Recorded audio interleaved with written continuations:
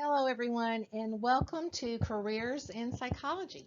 I'm so glad that you have chosen to come to this session today. A lot of people are interested in psychology, but maybe there's some things that you can learn today that will help solidify this is what I want to do and make you really excited about it. It's a fantastic field to go into. I've been in the field for many, many years. My name is Barbara Kennedy. I am the Associate Provost at the Melbourne campus, but I also teach a lot of the psychology classes and the social and human services classes as well. And I'm a licensed mental health counselor. So hopefully I'll be able to enlighten you today on some of the ways that you can make a career out of psychology. The first thing I think that we should look at is this the right field for you? I've got some questions here that you may want to ask yourself. Do you enjoy working with people? And that may be a no-brainer, but some people just, not really. I don't really want to work with people. In psychology, no matter what field you go into, you're going to be working with people in one way or another. So you've got to make sure that's okay for you. Are you patient and compassionate? A lot of people are very compassionate, but when it comes to patience, maybe not so much. You will be working with some people that are resistant, and sometimes things don't move along as quickly as you may want them to. So you have to make sure that you're both compassionate and also patient. Are you curious about why people do what they do? That is the whole field of psychology. It is studying human behavior and why they do what they do and how can we help them make their lives better. Do you have excellent critical thinking skills? If you don't know what critical thinking skills are, it's kind of like looking beyond the obvious or looking beyond what's just at face value. You have to dig deeper. If someone's telling you a story about themselves, you got to look between the lines. Are they leaving things out? Are there things that they said that you can kind of put with other things and make an assumption? It's a lot about putting pieces of the puzzle together, which makes it really interesting. Are you willing to have difficult conversations? Sometimes there may be situations where you will need to be confrontational a little bit. Um, Someone may get confrontational with you when you strike a nerve, or if you have something to tell them that isn't exactly what they wanted to hear. So it's important to know, okay, I'm okay. I can deal with a little bit of conflict. Are you willing to hear difficult narratives? And what I mean by that is you will hear a lot of things that are very sad and maybe things that provoke some anger in you. And you got to be able to keep your emotions in check to a certain degree. Um, and you also have to, which kind of leads to the next one, balancing home and work. You have to be able to leave work at work.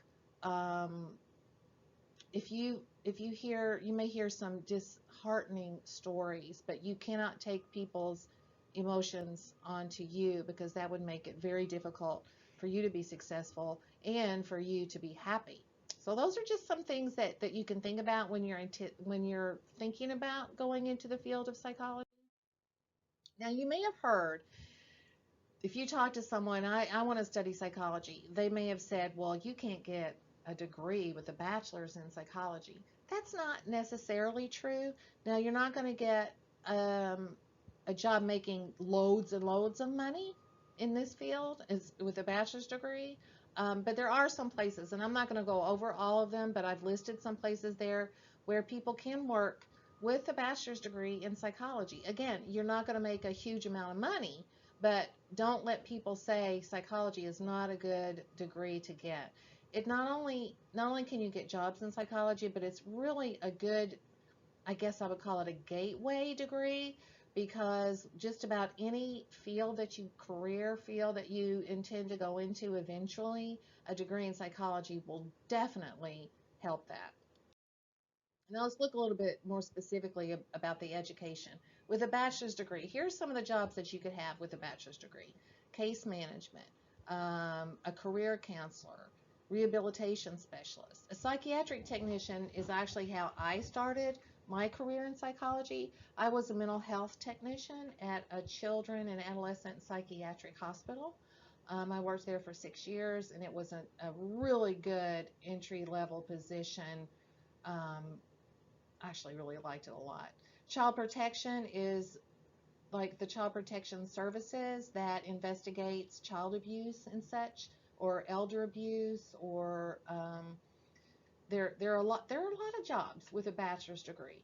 Um, the problem sometimes with a bachelor's degree is there may be people with a master's degree that are also going for those same jobs, and it may be more likely that a person with a master's degree may get a job over someone with a bachelor's degree.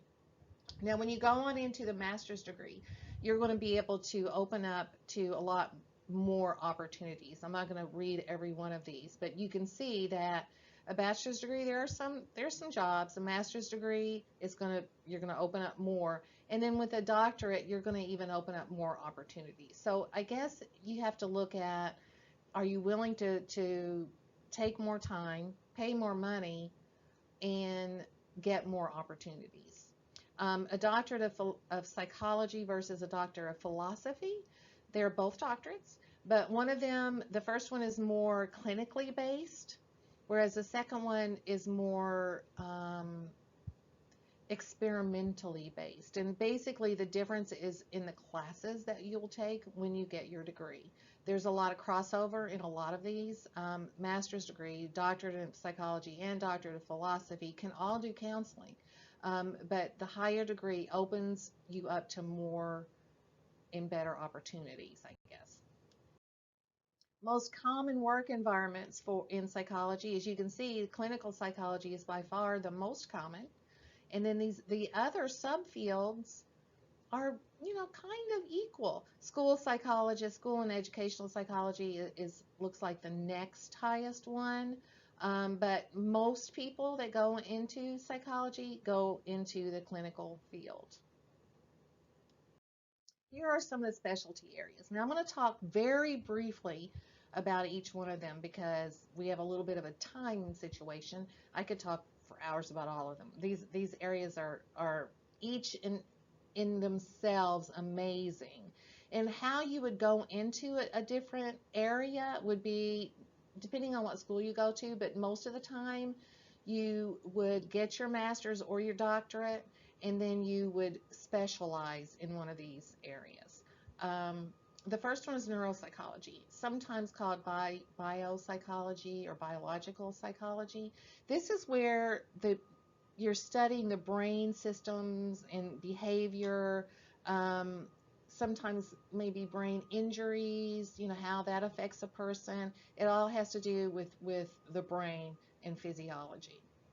Now, cognitive psychology looks at the thought processes of people, memory and thought processes. Experimental psychology is where someone may do experiments in a laboratory to, with a control group and a non-control group. So these are the type of psychologists that work with experiments. Developmental psychology looks at the lifespan of a person from birth to death. Some of you may have taken a developmental psychology class. Social psychology is looking at how the behavior and how people react to other people in other groups in society. Sports psychology is an up and coming field. A lot of people are interested in that. It's basically working with athletes and the anxiety that they have, the pressures that they have. There's a lot of pressures on athletes about doing well. The competitiveness, injuries. It's a very interesting field. School psychology. You may have worked with a school psychologist when you were in high school, and they typically, or even elementary school, they will do testing on children sometimes in schools. They can also do counseling, in schools. They also do a lot of guidance as far as what classes to take and such. It depends on where you work, what exactly your job title or what your job functions are.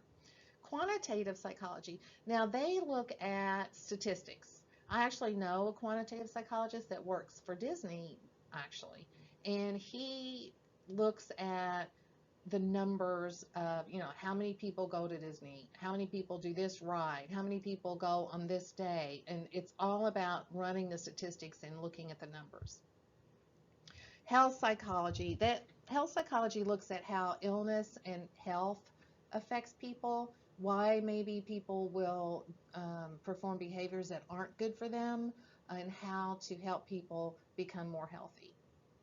Educational psychology looks at how learning takes place. They could look at from anywhere from, infants all the way through college, but the focus is on education and how people learn. Industrial organizational psychology, that is what with the workplace. So why do certain people buy certain products? What makes morale good in the workplace situation? There's a lot of jobs in industrial organizational psychology, and as you saw, there's not that many people. It's not as popular as clinical. So, I mean, you may want to look at some of these subfields to see if it's something that interests you, and you may be more likely to find a job. Now, the most common and the most popular are clinical and counseling psychology. These are the people that work with people on a one-to-one setting. The difference is the clinical psychologist also does assessment, like testing and things like that, whereas a counseling psychologist focuses more on the individual counseling. Forensic psychology is working with the law. So you may be an expert witness on a divorce case. You may be an expert witness. A lot of times you have to go to court to testify in certain situations. Or you may look at the workings of the criminal mind. So it all has to do with law. And then finally, engineering psychology has to do with how people interact with machines. How you look at artificial intelligence. This one is probably the most recent field, but it's also very interesting. And I know I had to go through those really quickly, but you can look up on the internet more specifically what some of the jobs are and where you can get jobs in these different fields. But these are the most common, most popular specialty areas. Now, I want to talk a little bit about licensure in clinical psychology. And I said that 40% of the people that go into psychology go into clinical psychology. Most of the time, well, if you're going to be in clinical psychology, you will want to get a license. And what that means is you're licensed to be able to see clients on a one-to-one basis. We take it very seriously, people that work with vulnerable individuals. So if you decide to get, say, a master's in psychology, and then you want to go on and work with someone in a setting to counsel them, then we want you to be licensed. And that takes a little bit longer because you have to go to get your degree, and then you have to have an internship of about 2 years and under supervision of someone, and then you have to take a test. So I mean, it's a long process, but it's totally worth it. Now, the difference between mental health, marriage and family, and clinical social worker mostly has to do with the classes that you take. Mental health counselor is more general and it looks at the individual. Marriage and family, you may have a couple of marriage and family classes that are specific to that. And clinical social worker also works from kind of like a systems-based approach where it's looking at how the individual reacts to everyone in their social system. And then a licensed psychologist, as I said before, you can be a PsyD or a PhD in licensed psychology, but you will have to work somewhere and be supervised in order to get your license. Now, a psychiatrist is the highest level in psychology, and they are actually a physician. So they get their degree, they're a medical doctor first, they get that degree, and then they specialize in psychiatry. So you're looking at probably about 9 years-ish beyond bachelor's to become a psychiatrist, but that's where you get the big bucks. And it's very interesting. They're the ones that can give a prescription, so they have to know how the medications work with other medications and how they affect people's body. So that's why they have to be a medical doctor first. All right, so what can you do at Eastern Florida State College to prepare yourself for a psychology degree? Take as many psychology classes as you possibly can. Speak to your advisor about a transfer. We don't have a bachelor's degree in psychology here, so you're going to have to transfer to another university after you get your associate's degree, and your advisor will know about what universities are available, and you can do a lot of research online to see where you'd like to go. Take a career exploration in psychology class. I'm going to talk about that a little bit in a minute, and that would be an awesome idea for you to take that class if you think that you are interested in this field. It's kind of like this presentation put out through a whole semester. And you may want to consider a degree in social and human services. Now, that's a 2-year AS degree that you can finish here at Eastern Florida State College. But it's a little bit different in that it is working in social and human services, where you may work at a not-for-profit agency. With an associate's degree, the money's not going to be as good as if you had a bachelor's degree or a master's degree and so forth. But there are jobs at not-for-profit agencies. For instance, the Women's Center is a good example, or maybe one of the nursing homes. Or our social and human services have 2 tracks. One is domestic violence and one is aging. And then we have the community worker also. So, I mean, that's just another option that's psychology related that I wanted to throw out there that you may want to talk to your advisor about. Now, a little bit more about the Career Exploration in Psychology class. This is an amazing class. If you're interested in taking psychology, it will go through every one of the subfields that we talked about today in detail. It will also talk about how is this a career for you? So there's a little bit of self-awareness involved in this class to really look at, will you make it in this field? Is it something that will make you happy?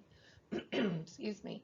And then also you will be able to network with other people that are actually working in the field. We have a panel of experts, and we have 8 or 9, 8 to 10 clinicians or people working in the field come and talk to you about what it's like to have a job that they have, like a psychiatrist, or working in a not-for-profit agency, or working for child protection services, or being a clinical psychologist or a licensed mental health counselor. It's really an awesome, I wrote it, but that's not why it's great. It's really a great thing to do. It doesn't count towards a general education, but it can be one of your electives. Now, just to recap a little bit about what we talked about today, figure out if psychology is for you. Do the research, look on the internet, volunteer at places that you may be interested in, and talk to your advisor. It's really, really, really so complicated, and there's so many different areas that you can go into that you need some help in experience and research and people contact to let you know if this is really the career that you want. What kind of degree do I need to work in psychology?